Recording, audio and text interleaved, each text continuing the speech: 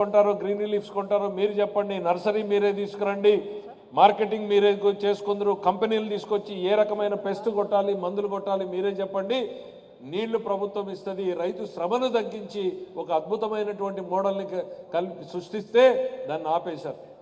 దానికి ముఖ్యమంత్రి గారు మళ్ళీ మీరు ఆ కార్యక్రమాన్ని మొదలు పెట్టండి అని చెప్పి నిన్ననే ఆదేశాలు ఇవ్వడం జరిగింది.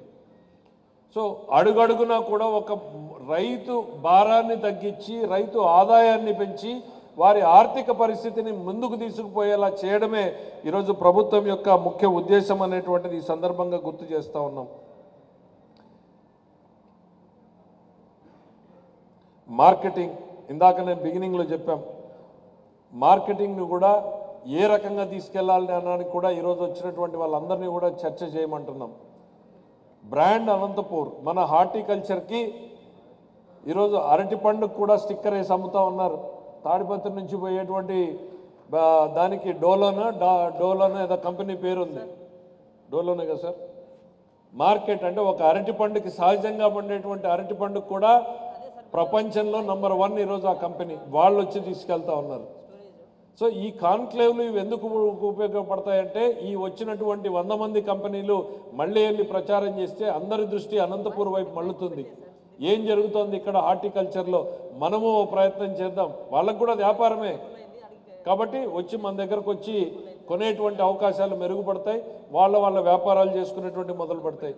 బయటకు వచ్చి చూసాం కొన్ని కంపెనీలు వచ్చాయి, ఆటోమేటిక్గా వెదర్ క్లైమేట్ మానిటరింగ్ చేసి ఈ క్లైమేట్లో మీ భూమిలో ఏ రకమైనటువంటి తెగుళ్ళు వచ్చే అవకాశం ఉంది, ముందు జాగ్రత్తగా మీరు ఏం స్ప్రే చేయాలి, వచ్చిన తర్వాత మనము 10 టన్నులు కొట్టే బదులు రాకముందు 10 కేజీలతో మందుతోనే సరిచేయపోయేటువంటి అవకాశాలని సలహాలని ఇచ్చేటువంటి పరిస్థితులు ఉన్నాయి.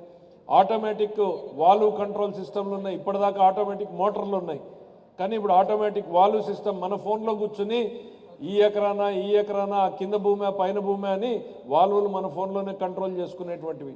ఇవన్నింటినీ కూడా త్వరలోనే రైతులకు విస్తృత స్థాయిలో ఎగ్జిబిషన్ అరేంజ్ చేస్తాం. రేపు ఫిబ్రవరిలో ఒక ప్రైవేట్ సంస్థ ఏర్పాటు చేస్తూ ఉంది అనంతపూర్లోనే ఒక రైతు మేళ, దాంట్లో ఈ టెక్నాలజీ కంపెనీలు అన్నీ కూడా వస్తాయి.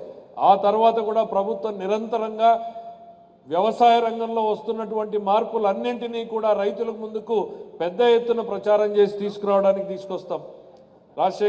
రాజశేఖర్ గారు చెప్పారు ఇందాక ఒక మంచి కన్వెన్షన్ హాల్ కావాలని, ఇందాక వారికి చెప్తా ఉన్నాం. అనుకోకుండా ఒకసారి యుఎస్ ఎంబసీ ఇన్విటేషన్ మీద అమెరికాలో అగ్రికల్చర్ షోకి పోయే అవకాశం వచ్చింది. రైతుల పొలాల్లోనే అక్కడ ఎగ్జిబిషన్ పెట్టారు, ఏమీ లేవు, ఆ పంటలు అయిపోయినటువంటి టైంలోనే రైతుల పొలాల్లోనే ఎగ్జిబిషను. అందరూ ఏ కంపెనీ వాళ్ళు వచ్చి ఆ కంపెనీ టెంట్ వేసుకున్నారు, వాళ్ళ ప్రోడక్ట్లు పెట్టుకున్నారు, వాళ్ళ ఎగ్జిబిషన్ నడుస్తూ ఉంది. అదే మట్టి పొలాల్లోనే నడుచుకుంటూ తిరగడమే. మనము ట్రాక్టర్లు పెద్ద పెద్ద క్రెయిన్లు వాళ్ళ ఎక్విప్మెంట్లు అన్నీ కూడా పొలాల్లోనే పెట్టుకున్నారు. మనం కూడా అట్లాంటి ఎక్స్పెరిమెంట్ చేయొచ్చు. సహజ సిద్ధంగానే అదొక మంచి మోడల్గా అనిపించింది నాకు. మరి ఇవాళ ఒక ఫస్ట్ స్టెప్ వేసాం, ఒక తొలి ప్రయత్నం.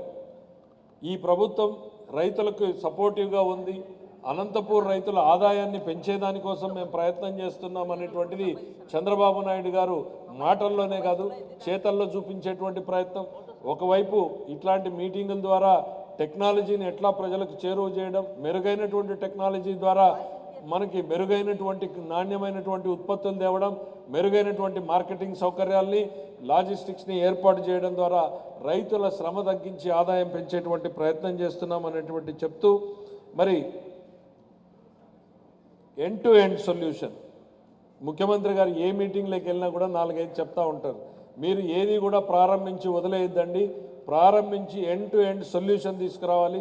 రైతులకు కూడా అట్లానే నర్సరీ నుంచి మార్కెటింగ్ వరకు కూడా మనం కంప్లీట్గా చేయాలి అనేటువంటిది.